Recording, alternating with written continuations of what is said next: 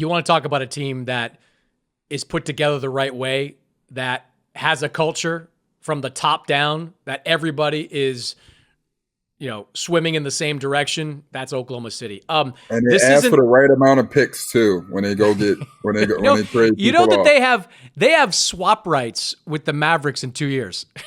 They have swap rights with the Mavericks in 2 years. And they're like, yep, go ahead. They've got swap rights. Like, you want to rebuild? Go for it. Go ahead. Or they're probably saying, like, you know what? You guys should try this year, try next year, and then when Kyrie's old and AD's broken, then you got to rebuild, and we'll take that swap pick going to you. But somebody needs to get involved, like the FBI or somebody. Like, there needs to be a RICO case against Sam Presti, because it's literally like only person that can stop this is Brad Stevens. Like, you know what I mean? And like, even when you sit there, you're like, bro, you got what? Like, they have a dynasty for like the next like.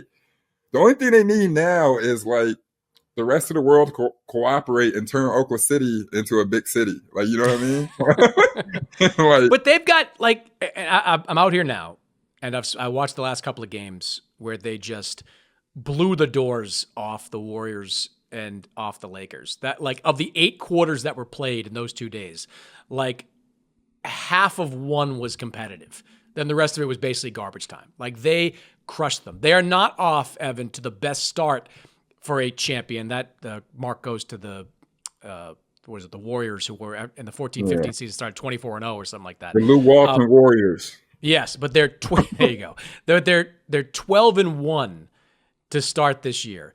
They have the best defense in the NBA by a country mile. Like, they are 6 points better than the Denver Nuggets, who are sitting in second place in terms of defensive rating. They've got an offensive rating in the top 5 as well. And they're doing all this without the all-star, all-NBA third team, Jalen Williams, who was outstanding in the playoffs last year.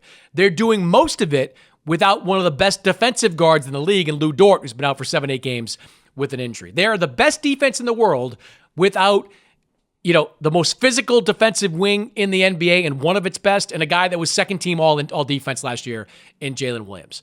This is the most impressive start to a season that I have ever seen because of those circumstances. And I wonder, coming in, would this team be able to level up? I knew they were going to get better organically, but they have leveled up across the board. Shai Gilgeous-Alexander looks a little bit better. Chet Holmgren looks a little bit better. AJ Mitchell, we've talked about him a little bit, looks like the most improved player out of nowhere. AJ Mitchell, they're playing guys like when they put Brooks Barnhizer and Brendan Carlson out there. Yeah. Like, to me, it's like, is this like part of a fan promotion? Like, let's just throw a guy like anybody out there and see if we can win, because they've got all these guys in the pipeline that are just ridiculous. Like, Nikola Topic has been out all season long. That's a former lottery pick who's eventually going to find his way back into the mix. But I digress. Like, the start to this season, what about Oklahoma City has impressed you, watching them jump out to this ridiculous start?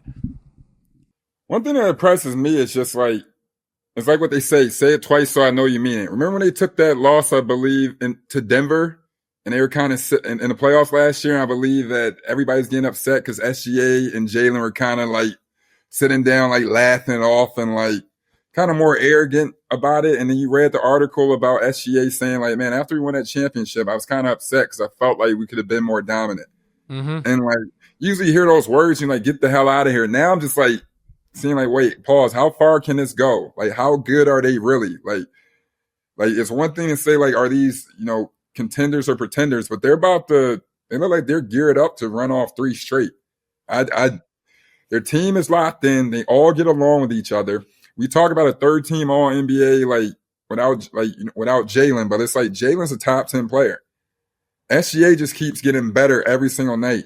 Chet Holmgren shows up a couple nights ago. He didn't even miss. Like, I just think this one thing is a culture. The coach is coaching at a high level, but I think everybody is just empowering each other just to kill. You look at Wiggins, he's his own vibe. You look at Isaiah Joe, he's unbelievable. Like Isaiah Hardenstein, he's a problem. Caruso. And Caruso's only giving you like 15 minutes a game now because Mitchell's going crazy. I'm the same way we're sitting here talking about that like Jokers is unreal. Like I'm speechless just even for the start of this season because they're missing Lou Dort, they're missing Jalen, and I think he's a top 10 player, and they're literally having no problem. And they've already had 2 or 3, dog fights that they started the season off with 2 double overtime wins and left off flawlessly and have not slowed down yet. This is just the pace they're at. When I've watched them the last couple of games, the thing that I kept jotting down every single quarter was how defensively they are just on a string. They switch everything. They do it effortlessly. They play physical. They play the passing lanes. Everybody is just locked in. They've all got their arms spread wide. Like they're getting deflections. Like they are as connected a defensive team as I've ever seen. And they benefited greatly. Like I think Hartenstein it continues to be such an underrated pickup because of what he can absorb physically. He doesn't force Chet. Chet's not there yet where he's ready to be a full-time 5. He's probably going to get there. He probably needs 2 or 3 more years before he can get there. And by that time, Hartenstein's contract will run out. You can play Chet as a full-time 5. But his ability to be the physical interior presence has been invaluable. And then Caruso comes in and is just like this savvy vet who can guard 5 positions and give you everything on that end of the floor while still making 3-point shots. I mean, if they're playing this kind of defense, nobody's touching them. Nobody is touching them. You have to hope that they're going to weaken somewhat defensively. And I don't know how you can hope that because Jalen's coming back eventually. He's already doing some light work on the court. Dort's coming back. They're going to get better on the defensive end. No, it's scary. It's very scary. I think this year's for the reigning champs. You know what I mean? It's their trophy to lose because they just keep getting better. They even have a championship hangover. They look like they might lose 16 games this year. Like, that's the question. Do they win? Do they top 70 wins this year? That's the question. I would want to say that. I'm not. I would want to say that, but then I also would be like, man, win 75 games. Like you know what I mean? I would want to. But they're at that point now. What? We're 12 games. We're, you know what I mean? Like 15% of away. And the only game they've lost is that game in Portland, which is at the tail end of a wonky road trip where they had to go like 6 different directions to get there. And I think they played that NBC game, which started at 8 on the West Coast. They had to fly to Portland and play the next night. They didn't get in till like 4 o'clock in the morning. So like that's the only game that they've lost this season. I think it's in play. I just think they're so unfazable. Like everybody just buys into the role that they're being asked to play, including Shea. Like he's the most Jokic is right there too. I shouldn't say he's the most, but like him and Jokic, beyond their ridiculous talents, are the most selfless stars in today's game. Like if they don't get 30 or 35, it doesn't seem to bother them as long as they win the damn game. Like they got that. They're like that. Yeah, I think that, and also too, media-wise, they kind of just let it come to them as they may. They really are just only concerned about hooping. Like, you know what I mean? Like they literally don't chase clout. Only thing they're doing is just going on the court. Like Shea says, I get my 30, I go home, I leave. That's it. You know what I mean? Yeah, I leave pretty and go much home. it. No question about it. That business, that OKC is scary. They're set up now for like the next 3 or 4 years. And last thing I'll say, when Hartenstein retires, hopefully, Chet isn't screaming at AD stuff like, no, I'm a 4-man, not a 5-man. I don't, you know what I mean? I think he wants to get there. He missed those 50 games last year with the hip injury.